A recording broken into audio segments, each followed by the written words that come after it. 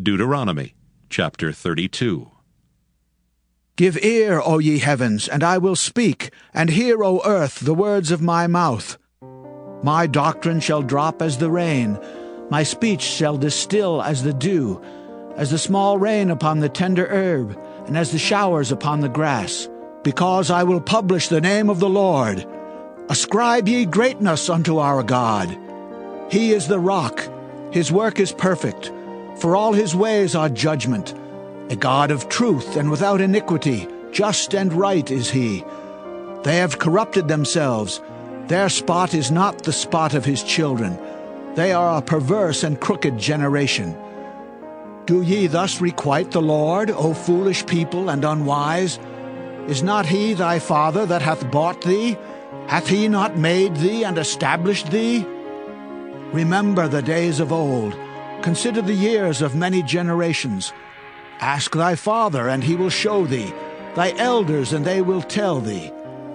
When the Most High divided to the nations their inheritance, when he separated the sons of Adam, he set the bounds of the people according to the number of the children of Israel. For the Lord's portion is his people. Jacob is the lot of his inheritance. He found him in a desert land, and in the waste howling wilderness. He led him about, he instructed him, he kept him as the apple of his eye. As an eagle stirreth up her nest, fluttereth over her young, spreadeth abroad her wings, taketh them, beareth them on her wings, so the Lord alone did lead him, and there was no strange God with him.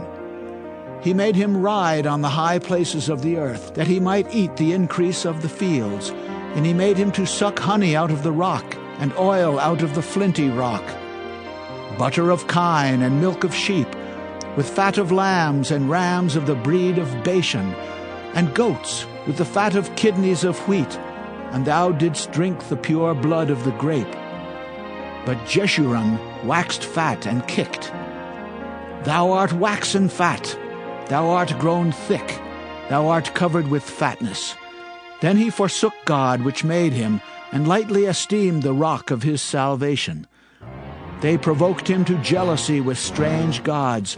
With abominations provoked they him to anger. They sacrificed unto devils, not to God, to gods whom they knew not, to new gods that came newly up, whom your fathers feared not. Of the rock that begat thee thou art unmindful, and hast forgotten God that formed thee. And when the Lord saw it, he abhorred them, because of the provoking of his sons and of his daughters. And he said, I will hide my face from them. I will see what their end shall be, for they are a very froward generation, children in whom is no faith. They have moved me to jealousy with that which is not God. They have provoked me to anger with their vanities. And I will move them to jealousy with those which are not a people. I will provoke them to anger with a foolish nation. For a fire is kindled in mine anger, and shall burn unto the lowest hell, and shall consume the earth with her increase, and set on fire the foundations of the mountains. I will heap mischiefs upon them. I will spend mine arrows upon them. They shall be burnt with hunger, and devoured with burning heat, and with bitter destruction. I will also send the teeth of beasts upon them, with the poison of serpents of the dust. The sword without and terror within shall destroy both the young man and the virgin, the suckling also with the man of gray hairs. I said I would scatter them into corners. I would make the remembrance of them to cease from among men, were it not that I fear the wrath of the enemy, lest their adversaries should behave themselves strangely, and lest they should say, Our hand is high, and the Lord hath not done all this. For they are a nation void of counsel, neither is there any understanding in them. Oh, that they were wise, that they understood this, that they would consider their latter end. How should one chase 1,000, and two put 10,000 to flight, except their rock had sold them, and the Lord had shut them up? For their rock is not as our rock, even our enemies themselves being judges.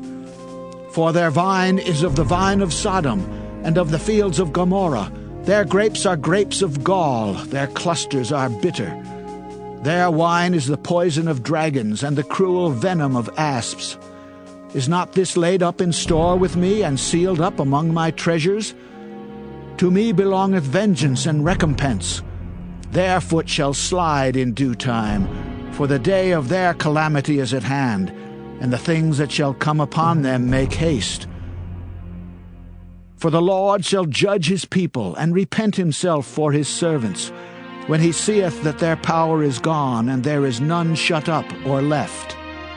And he shall say, Where